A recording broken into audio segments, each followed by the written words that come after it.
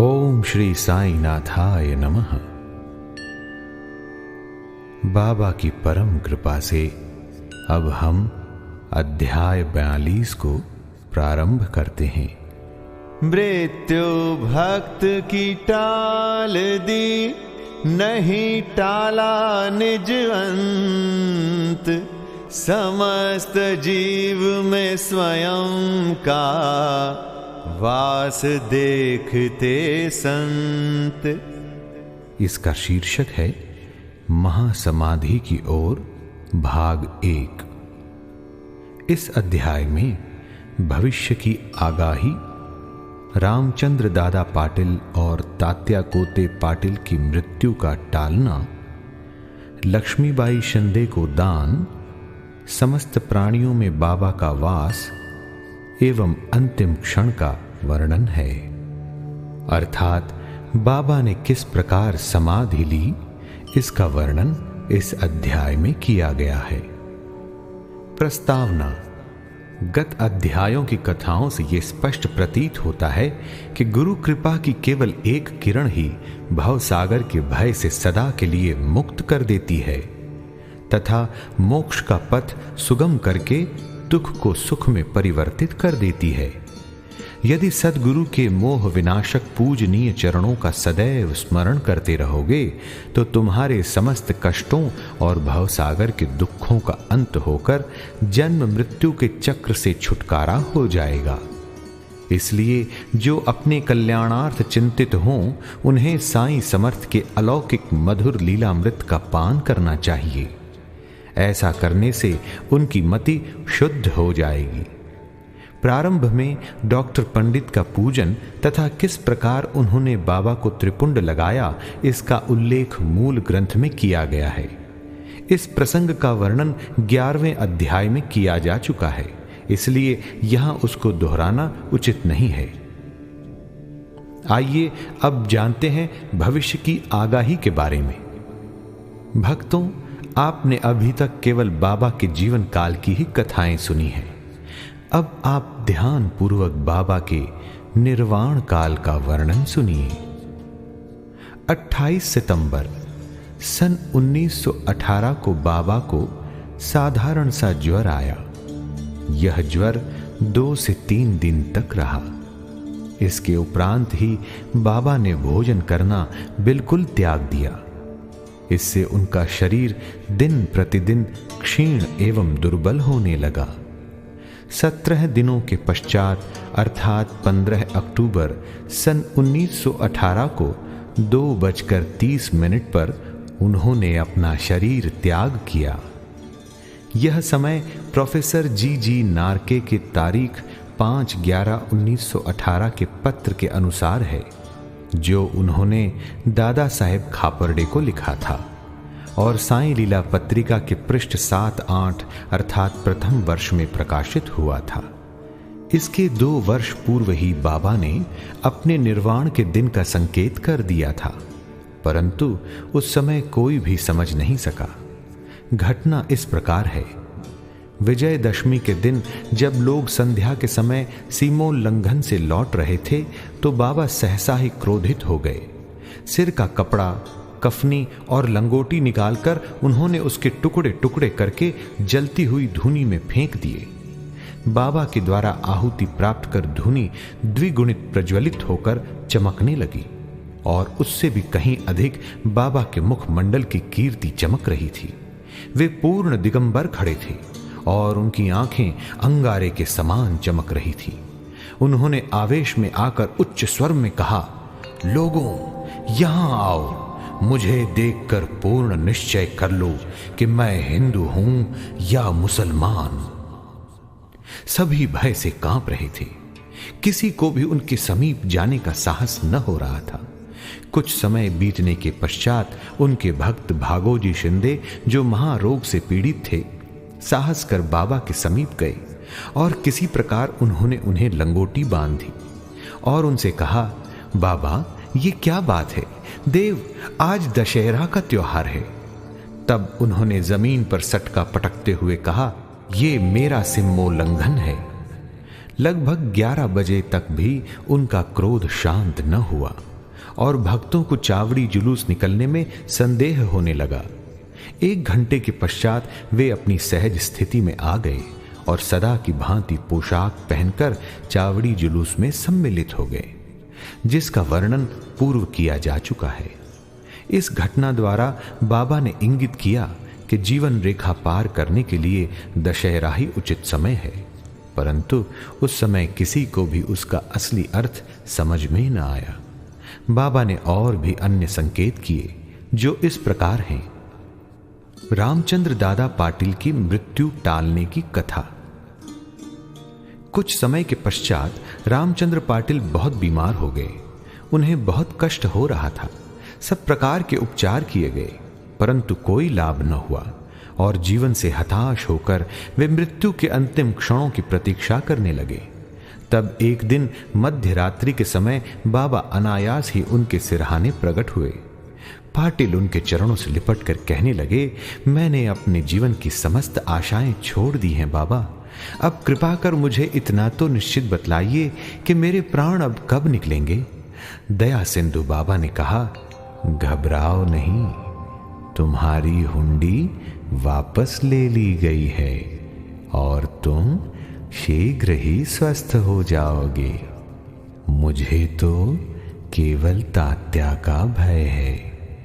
सन 1918 में विजयदशमी के दिन उसका देहांत हो जाएगा, किंतु ये भेद किसी से प्रकट न करना और ना ही उसे बतलाना, अन्यथा वह अधिक भयभीत हो जाएगा। रामचंद्र अब पूर्ण स्वस्थ तो हो गए, परंतु वे तात्या के जीवन के लिए निराश हुए। उन्हें ज्ञात था कि बाबा के शब्द कभी असत्य नहीं निकल सकते और 2 वर्ष के पश्चात ही तात्या इस संसार से विदा हो जाएगा। उन्होंने ये भेद बाला शिंपी के अतिरिक्त किसी से भी प्रकट न किया। केवल 2 ही व्यक्ति, रामचंद्र दादा और बाला शिंपी, तात्या के जीवन के लिए चिंताग्रस्त और दुखी थे। रामचंद्र ने शैया त्याग दी और वे चलने फिरने लगे। समय तेजी से व्यतीत होने लगा। शके 1840 का भाद्रपद समाप्त होकर अश्विन मास प्रारंभ होने ही वाला था कि बाबा के वचन पूर्णतः सत्य निकले। तात्या बीमार पड़ गए और उन्होंने चारपाई पकड़ ली। उनकी स्थिति इतनी गंभीर हो गई कि अब वे बाबा के दर्शन को भी जाने में असमर्थ हो गए। इधर बाबा भी ज्वर से पीड़ित थे। तात्या का पूर्ण विश्वास बाबा पर था और बाबा का भगवान श्री हरि पर, जो उनके संरक्षक थे। तात्या की स्थिति अब और अधिक चिंताजनक हो गई। वो हिलडुल भी न सकता था और सदैव बाबा का ही स्मरण किया करता था। इधर बाबा की भी स्थिति उत्तरोत्तर गंभीर होने लगी। बाबा द्वारा बतलाया हुआ विजयदशमी का दिन भी निकट आ गया। तब रामचंद्र दादा और बाला शिंपी बहुत घबरा गए। उनके शरीर कांप रहे थे। पसीने की धाराएं प्रवाहित हो रही थीं कि अब तात्या का अंतिम साथ है। जैसे ही विजयदशमी का दिन आया, तात्या की नाड़ी की गति मंद होने लगी और उसकी मृत्यु सन्निकट दिखलाई देने लगी। उस समय एक विचित्र घटना घटी। तात्या की मृत्यु टल गई और उसके प्राण बच गए, परंतु उसके स्थान पर बाबा स्वयं प्रस्थान कर गए और ऐसा प्रतीत हुआ जैसे कि परस्पर हस्तांतरण हो गया हो। सभी लोग कहने लगे कि बाबा ने तात्या के लिए प्राण त्यागे। ऐसा उन्होंने क्यों किया, ये वे ही जाने, क्यों कि ये बात हमारी बुद्धि के बाहर है। ऐसा भी प्रतीत होता है कि बाबा ने अपने अंतिम काल का संकेत तात्या का नाम लेकर ही किया था। दूसरे दिन 16 अक्टूबर को प्रातःकाल बाबा ने दास गणों को पंढरपुर में स्वप्न दिया।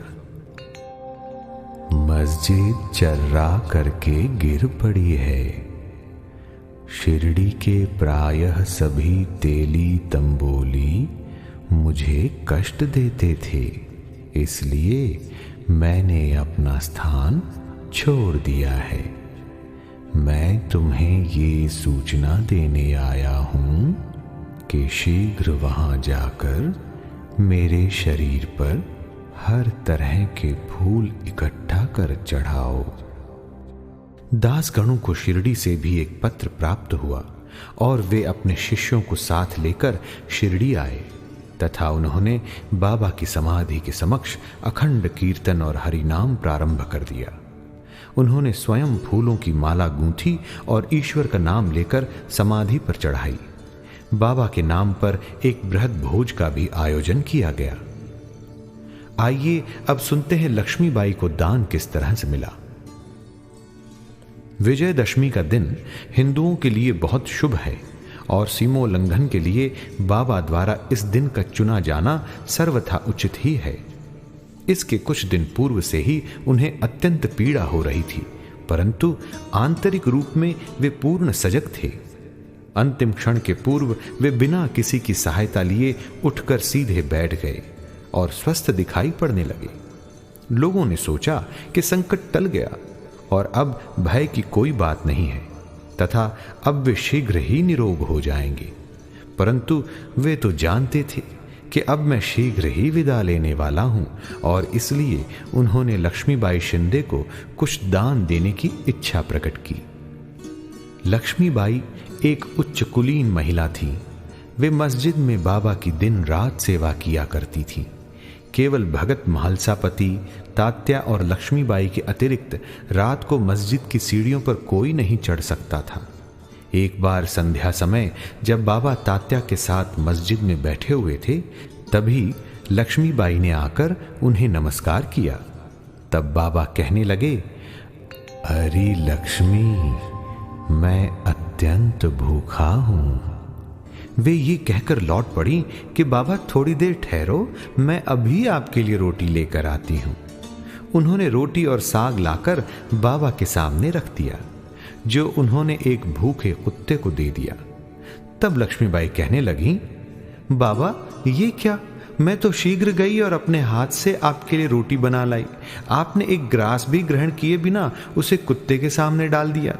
तब आपने व्यर्थ ही मुझे कष्ट क्यों दिया?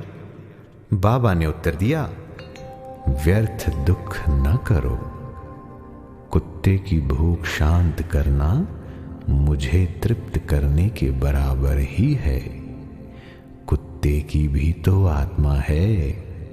प्राणी भले ही भिन्न आकृति प्रकृति के हों, उनमें कोई बोल सकते हैं और कोई मूक है, परंतु भूख सबकी एक सदृश्य ही है। इसे तुम सत्य जानो कि जो भूखों को भोजन कराता है वह यथार्थ में मुझे ही भोजन कराता है। यह एक अकाट्य सत्य है। इस साधारण सी घटना के द्वारा बाबा ने एक महान आध्यात्मिक सत्य की शिक्षा प्रदान की कि बिना किसी की भावनाओं को कष्ट पहुंचाए किस प्रकार उसे नित्य व्यवहार में लाया जा सकता है। इसके पश्चात लक्ष्मीबाई उन्हें नित्य ही प्रेम और भक्ति पूर्वक दूध, रोटी व अन्य भोजन देने लगी, जिसे वे स्वीकार कर बड़े चाव से खाते थे। वे उसमें से कुछ खाकर शेष लक्ष्मीबाई के द्वारा ही राधा कृष्ण माई के पास भेज दिया करती थी। इस उच्छिष्ट अन्न को वे प्रसाद स्वरूप समझकर प्रेम पूर्वक पाती थीं। इस रोटी की कथा को असंबद्ध नहीं समझना चाहिए। इससे सिद्ध होता है कि सभी प्राणियों में बाबा का निवास है, जो सर्वव्यापी, जन्म मृत्यु से परे और अमर है। बाबा ने लक्ष्मीबाई की सेवाओं को सदैव स्मरण रखा। बाबा उनको भुला भी कैसे सकते थे। देह त्याग के बिल्कुल पूर्व बाबा ने अपनी जेब में हाथ डाला और पहले उन्होंने लक्ष्मी को 5 रुपए और बाद में 4 रुपए, इस प्रकार कुल 9 रुपए दिए। यह 9 की संख्या इस पुस्तक के अध्याय 12 में वर्णित नवविधा भक्ति की द्योतक है, अथवा यह सीमोल्लंघन के समय दी जाने वाली दक्षिणा भी हो सकती है। लक्ष्मीबाई एक सुसंपन्न महिला थी, अतएव उन्हें रुपयों की कोई आवश्यकता नहीं थी। इस कारण संभव है कि बाबा ने उनका ध्यान प्रमुख रूप से श्रीमद् भागवत के स्कंद 11 अध्याय 10 के श्लोक संख्या 6 की ओर आकर्षित किया हो, जिसमें उत्कृष्ट कोटि के भक्त के 9 लक्षणों का वर्णन है, जिसमें से पहले 5 और बाद में 4 लक्षणों का क्रमशः प्रथम और द्वितीय चरणों में उल्लेख हुआ है। बाबा ने भी उसी क्रम का पालन किया। पहले 5 और बाद में 4 अर्थात कुल 9, केवल 9 रुपए ही नहीं बल्कि 9 के कई गुने रुपए लक्ष्मीबाई के हाथों में आए गए होंगे, किंतु बाबा द्वारा प्रदत्त ये 9 का उपहार वह महिला सदैव स्मरण रखेगी। आइए अब हम सुने बाबा के अंतिम क्षण की कथा। बाबा सदैव सजग और चैतन्य रहते थे और उन्होंने अंतिम समय भी पूर्ण सावधानी से काम लिया। उन्होंने अंतिम समय सबको वहां से चले जाने का आदेश दिया। चिंता मग्न काका साहेब, बूटी और अन्य महानुभाव जो मस्जिद में बाबा की सेवा में उपस्थित थे, उनको भी बाबा ने वाड़े में जाकर भोजन करके लौट आने को कहा। ऐसी स्थिति में वे बाबा को अकेला छोड़ना तो नहीं चाहते थे, परंतु उनकी आज्ञा का उल्लंघन भी तो नहीं कर सकते थे। इसलिए इच्छा न होते हुए भी उदास और दुखी हृदय से उन्हें वाड़े को जाना पड़ा। उन्हें विदित था कि बाबा की स्थिति अत्यंत चिंताजनक है और इस प्रकार उन्हें अकेले छोड़ना उचित नहीं है।